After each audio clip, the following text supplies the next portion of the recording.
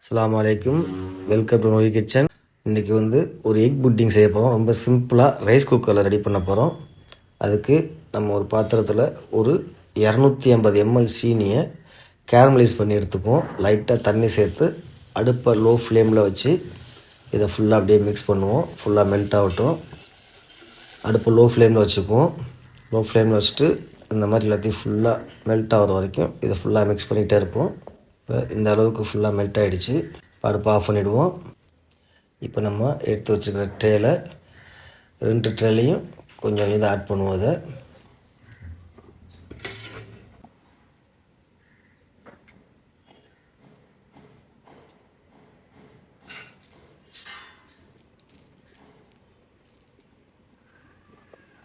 ஃபுல்லாக எல்லா இடமும் ஸ்ப்ரிட் பண்ணுற மாதிரி ஃபுல்லாக இதை ஆட் பண்ணிக்குவோம். 2 ட்ரேயில் ஆட் பண்ணிட்டோம்.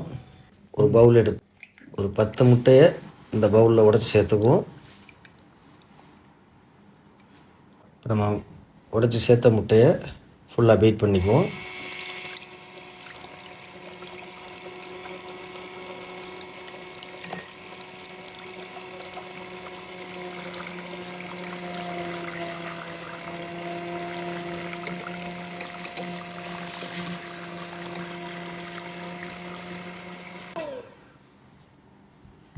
அதோட இதில் ஒரு 300 கிராம் அளவுக்கு சுகர் ஆட் பண்ணிக்குவோம்.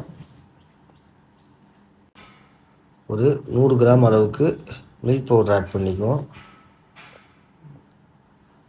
அதோட 2 கப்பு பால் சேர்த்துக்குவோம். 300 ml அளவுக்கு பால் சேர்த்துருக்கோம். இப்போ நம்ம இந்த கப்பில் தான் மெஷர்மெண்ட் எடுத்துருக்குறோம். இந்த கப்பில் 2 cup sugar, 1 cup milk powder, 2 cup பால் சேர்த்துருக்குறோம். இப்போ இது எல்லாத்தையும் ஒன்றா சேர்த்து ஃபுல்லாக பீட் பண்ணிக்குவோம்.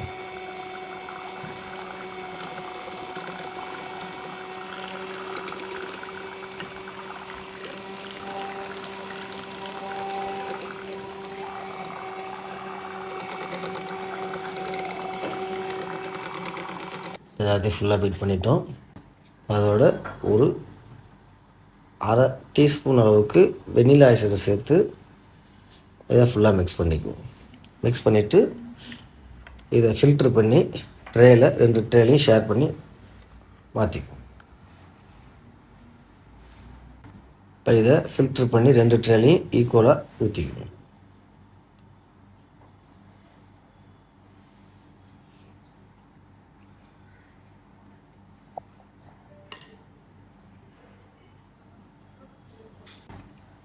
இப்போ நம்ம ரைஸ் குக்கரில் கீழே ஒரு 1/2 ட்ரே அளவுக்கு தண்ணி வச்சுட்டோம். மேலே ஃபில்டர் ஆட் பண்ணி இப்போ நம்ம ரெடி பண்ணி வச்சுருக்க ட்ரே ஊற்றிக்கு அந்த ஃபில்டரில் வச்சு இதை க்ளோஸ் பண்ணிவிடுவோம்.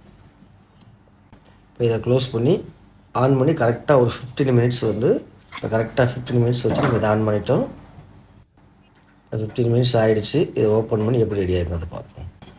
இல்லை கரெக்டாக பக்காவாக ரெடி ஆகிடுச்சு.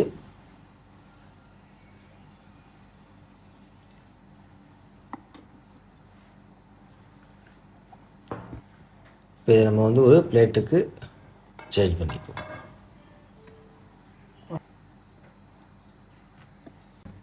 இதில் இன்னும் லைட்டாக டேமேஜ் ஆகிடுச்சு. அடுத்த ட்ரே எப்படி ரெடி ஆகிருக்கிறத பார்ப்போம். நம்ம ஏற்கனவே அந்த மாதிரி நம்ம செய்யாதனால டேமேஜ் ஆகிடுச்சு. இப்போ இந்த சைடை ஃபுல்லாக கிளியர் பண்ணிட்டோம். இப்போ இது எப்படி வருதுன்னு பார்ப்போம். ஓகே, இது சூப்பராக வந்துருச்சு. இல்லை ஒரு அருமையான புட்டிங்ஸ் ரெடி ஆகிடுச்சு. இதே மாதிரி நீங்கள் ட்ரை பண்ணி பாருங்கள். பிடிச்சிருந்தால் லைக் பண்ணுங்கள், ஷேர் பண்ணுங்கள், கமெண்ட் பண்ணுங்கள், மறக்காமல் சப்ஸ்கிரைப் பண்ணுங்கள்.